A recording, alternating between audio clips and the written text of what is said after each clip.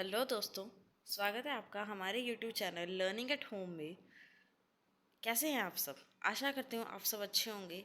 मैं आज सबके सामने हाजिर हूँ एक नया टॉपिक लेकर।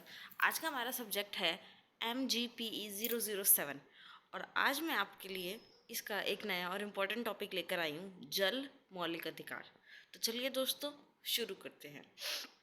आज का हमारा प्रश्न है दोस्तों, जल एक मौलिक अधिकार, इसके बारे में हमें टिप्पणी करनी है लगभग 250 शब्दों में।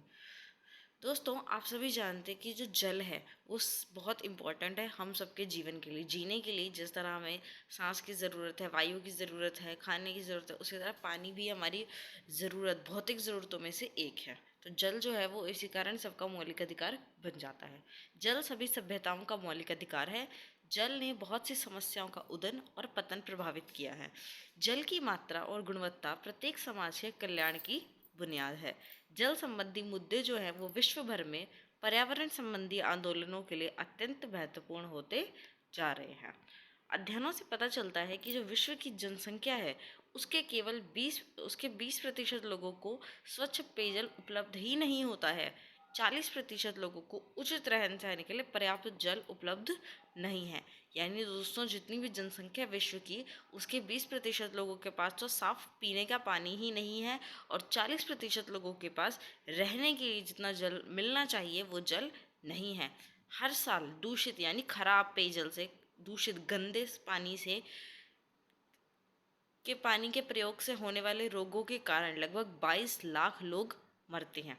भारत के पास जो है वो विश्व की जनसंख्या का 16%, भारत जो है वो एक ऐसा देश है जो विश्व की जनसंख्या का 16% होल्ड करता है। लेकिन पानी कितना है हमारे पास? सिर्फ 4%।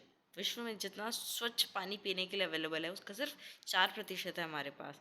भारत में जो भूमि, जल और वन के जो अतिदोहन हो रहे हैं, वन कटाव हो रहे हैं, इसके कारण जो वो जल की कमी और गंभीर होती जा रही है। इस कारण भारत दोस्तों पेयजल संकट का सामना कर रहा है। पेयजल संकट यानी पीने के पानी का संकट, पीने के पानी की कमी। ये कमी आज के समय में भारत में एक बहुत गंभीर मुद्दा है। आप अपनी डेली लाइफ में भी ये ज़रूर फेस करते होंगे कि कभी न पानी की पीने की कमी हमें हो जाती है। इसीलिए कहा जाता है कि जल बचाइए।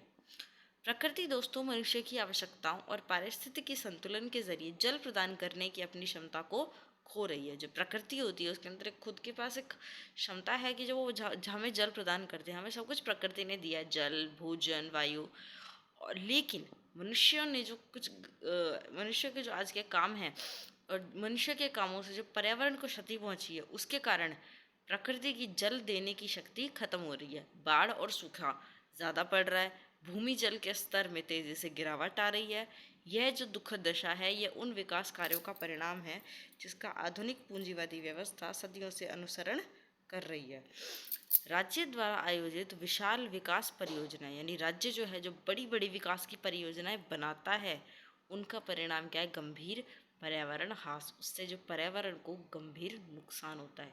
आधुनिक विकास की जो प्रतिभाएं हैं क्या है? विशाल और मध्यम बांध बनाना, बाढ़ और सूखा जैसी अधिक गंभीर समस्याओं को नियंत्रित करने और व्यवस्थित करने पूरी तरह से असफल रही है। ये पॉइंट कह रहा है दोस्तों कि जो हमने अभी ऊपर पढ़ा कि राज्य जो बड़ी बड़ी विकास की परियोजनाएं बनाता है। विकास की परियोजनाएं क्या है? बांध। कहीं बड़े बांध बन रहे हैं, कहीं मध्यम बांध बन रहे हैं। इन बांध के बनाने के कारण पर्यावरण को ह्रास होता है क्योंकि पेड़ काटे जाते हैं, ज़मीन का, भूमि का दोहन होता है और इस कारण पर्यावरण को क्षति पहुंचती है और इससे सूखा और बाढ़ जैसी घटनाएं बढ़ रही हैं। उसे कंट्रोल करने में पूरी तरह से व्यवस्था असफल हो रही है। सिंचाई के लिए जो जल की उपलब्धता है, सिंचाई, खेती करने के लिए सिंचाई के लिए पानी चाहिए होता है, उसकी भारी कमी हो रही है और उसने बाढ़ सुरक्षा को गंभीर रूप से प्रभावित किया है। सरकार जो है वो सिंचाई प्रधान फसलों को बढ़ावा दे रही है। यानी जिस फसलों में सिंचाई ज़्यादा लगती है, ज़्यादा पानी लगता है, सरकार उन्हीं फसलों को बढ़ावा दे रही है। जैसे कि भारत में निर्मित 3700 बांध में से 1600 बांध तो केवल और केवल महाराष्ट्र में बने हैं। इस प्रकार महाराष्ट्र ने जल संसाधनों पर कितना खर्च किया? टोटल अपनी आयोग का, अपने जितना भी पैसा उसके पास था उसका 40% उपयोग किया। इसके बावजूद राज्य में 45,000 गाँव हैं, उसमें से 6,000 गाँव में पेयजल की गंभीर कमी का वो सामना कर रहे हैं। और इन स्थानों में जल की आपूर्ति जो है वो टैंकरों के द्वारा की जाती है।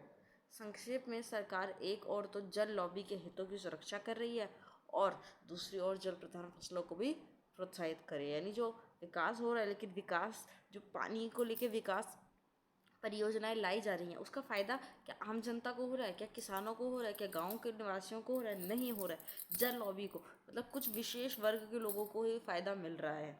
ठीक है, यहाँ लोगों की आजीविका के अधिकार का भी उल्लंघन हो रहा है और ये दोनों ही स्थितियाँ ना ही लोगों के लिए अच्छी हैं, ना ही देश के हित के लिए अच्छी हैं।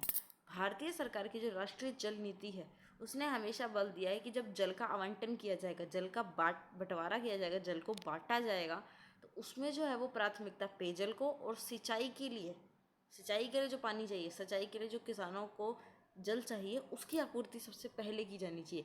यानी सबसे पहले तो पेयजल आप बांटेंगे, पीने का पानी बांटेंगे, उसके बाद आप फसलों को पानी देंगे। लेकिन वास्तविकता में क्या ऐसा होता है? नहीं होता है। वास्तविकता में जो उद्योग हैं, जो शहरी उपयोग है, उसके लिए ज़्यादा जल दिया जाता है। खेती को, किसानों को और पीने के पानी को, इन चीज़ों को दरकिनार कर दिया जाता है। जल और जलाशयों के निजीकरण यानी प्राइवेटाइजेशन के संबंध में समाज में गरीब वर्ग है, जिसके पास बाजार में प्रतिस्पर्धा करने की शक्ति नहीं है, और वे इससे सबसे ज़्यादा बुरी तरह से प्रभावित है, क्योंकि वो मार्केट में जाकर पानी नहीं खरीद सकते, उनके पास कोई ऐसी पावर नहीं कि वो कुछ कर सके इस समस्या से निपटने के लिए। इसलिए क्षति उन्हीं को पहुंची है।